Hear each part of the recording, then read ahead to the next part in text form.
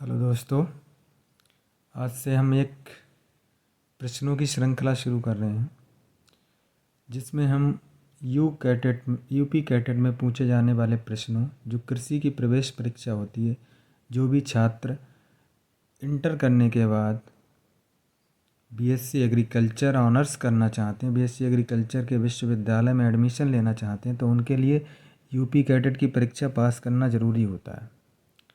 तो उस UP cadet की परीक्षा के लिए जो प्रश्न हैं उन पर हम चर्चा करेंगे।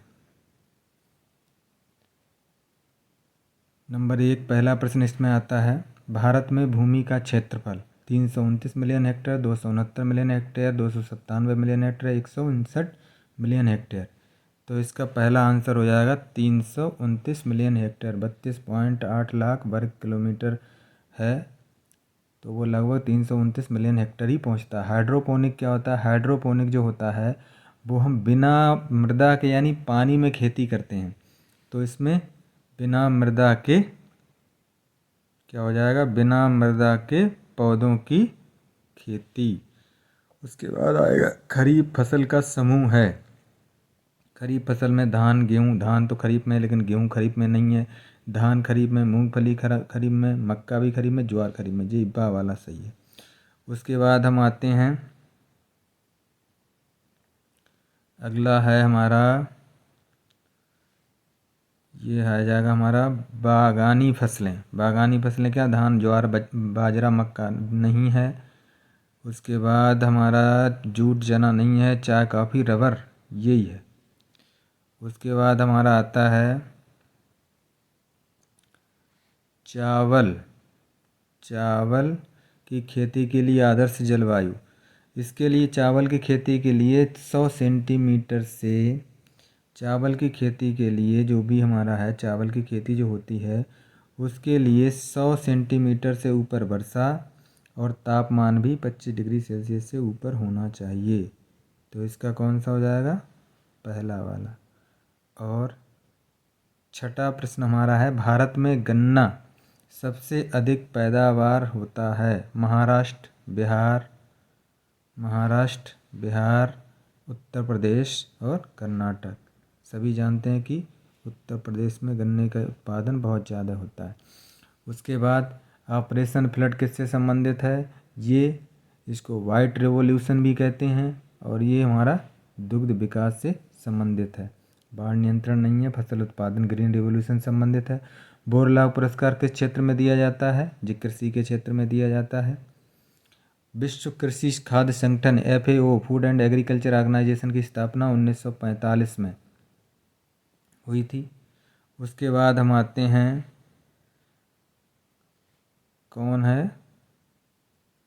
कौन सा उर्वरक अम्लीयता नष्ट करेगा? अमोनिया, यूरिया, DAP सारे अमोनिया, यूरिया, DAP सारे अम्लीय उर्वरक हैं। अमोनियम नाइट्रेट जो है वो अम्लीय उर्वरक नहीं है, तो यही करेगा भाई, सीधी सी बात है। किस अवस्था पर पौधों को पानी की उपलब्धता होती है?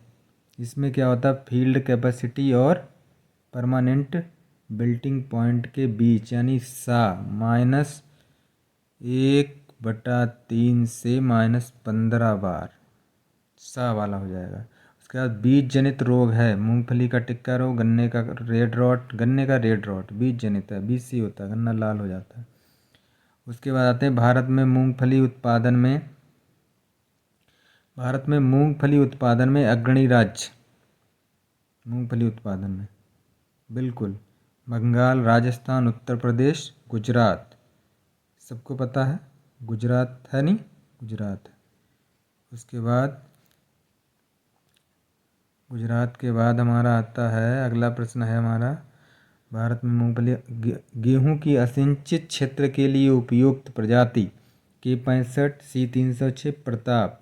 ये सारी प्रजातियां जो दे रखी हैं इसमें, ये हमारी किसके लिए उपयुक्त हैं? असिंचित शुष्क एरिया के लिए उपयुक्त हैं। तो इसका हो जाएगा द। अब ये हो गया हमारा। अब अगला प्रश्न है,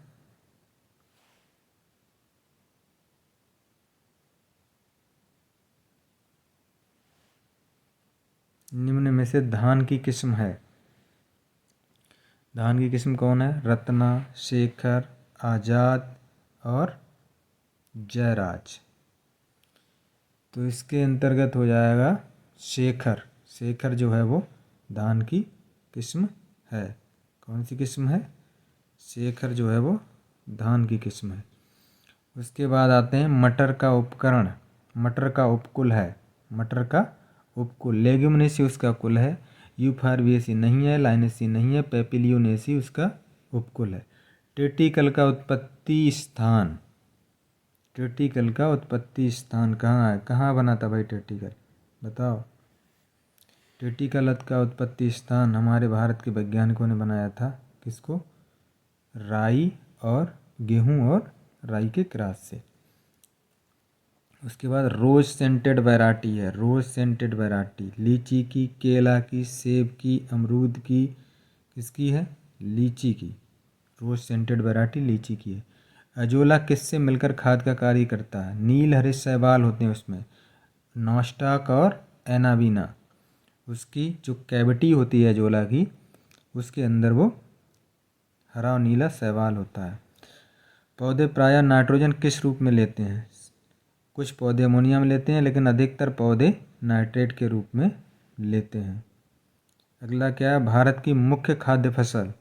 भारत 21 नंबर है। भारत की मुख्य खाद्य फसल क्या है? गेहूँ, मक्का, चावल, गन्ना।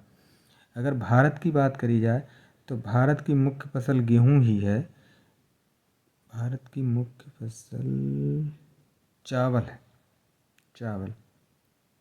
लेकिन अगर विश्व की बात की जाए तो विश्व की जो है सबसे मुख्य फसल जो है वो गेहूँ है।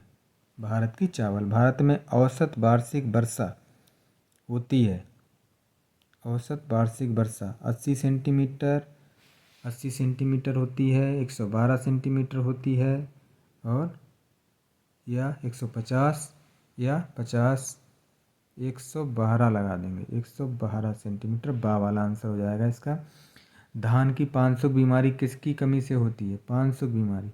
धान की 500 बीमारी किसकी कमी से होती है? जिंक, फास्फोरस, पोटास, नाइट्रोजन और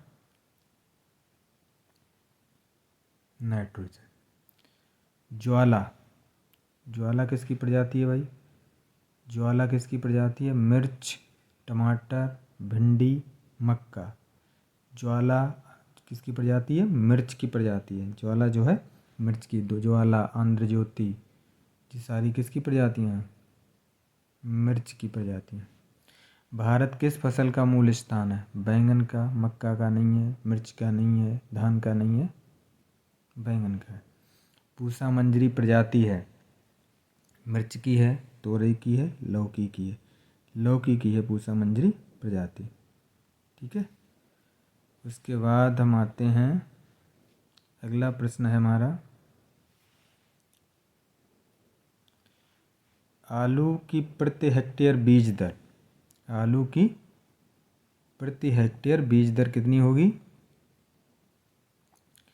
आलू की 10 से 15 कुंटल, 25 से 30 कुंटल, 30 से 40 कुंटल, 15 से 20 कुंटल। तो 27 का हो जाएगा बी। 25 से 30 कुंटल हो जाएगा ये वाला। ठीक है। टिक्का रोग बहुत ही फेमस है। मक्का का नहीं है, धान का नहीं, तंबाकू का नहीं, मूंगफली का टिक्का रोग है। Cercospora. Upas 120 early variety of pigeon pea. अरहर। अरहर की उपास और प्रभात। उपास 120 और प्रभात ये अर्ली वैरायटी हैं। किसकी? अरहर की। कैफीन किस में प्राप्त होता है? तंबाकू से, कॉफ़ी से, चाय से और जूट से। तो कैफीन किससे प्राप्त होगा? सीधी सी बात, उसके नाम से इसे दो रहा, कॉफ़ी से।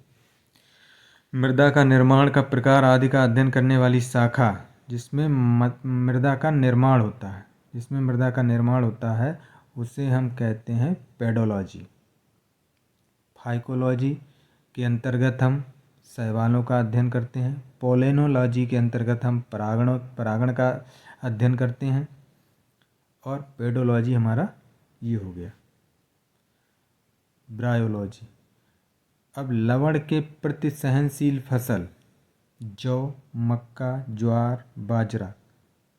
सबसे ज़्यादा जो जौ होती है वो लवण सहिष्णु फसल होती है। अब आते हैं हम लवण के प्रति सहनशील फसल जिप्सम में पाया जाता है। जिप्सम में क्या पाया जाता है भाई? CaS, FeS, CaFe, FeMn। तो कैल्शियम और सल्फर पाया जाता है जिप्सम में। सबसे पुरानी चट्टानें कायांतरिक चट्टानें, जलज, आग्नेय, तलछटी। तो सबसे पुरानी चट्टानें हमारी होंगी आग्नेय। थर्मोजेनिक मृदाएं किन मृदाओं को कहते हैं? थर्मोजेनिक, थर्मो मतलब टेम्परेचर से रिलेटेड हो गया, तो ऊसर, अम्लीय, पॉडजॉल्स होंगी। जहाँ तक क्या होंगी? पॉडजॉल्स। सबसे पुरानी चट्टानें लैटेराइट्स मृदाएं किन बनी होती हैं? लैटेराइट मृदाओं से बनी होती हैं। ठीक है, थर्मोजेनिक मृदाएं लैटेराइट्स मृदाओं से बनी होती। उसके बाद उत्तर प्रदेश में जलोढ़ मृदा का क्षेत्रफल। उत्तर प्रदेश में जलोढ़ मृदा का क्षेत्रफल क्या होगा? 61.78%। कमला कीट बहुत ही फेमस है। कमला कीट किस फसल से संबंधित है? मक्का, धान, ज्वार, मटर। कमला कीट जो है वो मक्का से संबंधित नहीं है, धान से संबंधित नहीं है, मटर से संबंधित है। और चने में भी ये लगता है, चने में भी लगता है और मटर में भी लगता है। बहुवर्षीय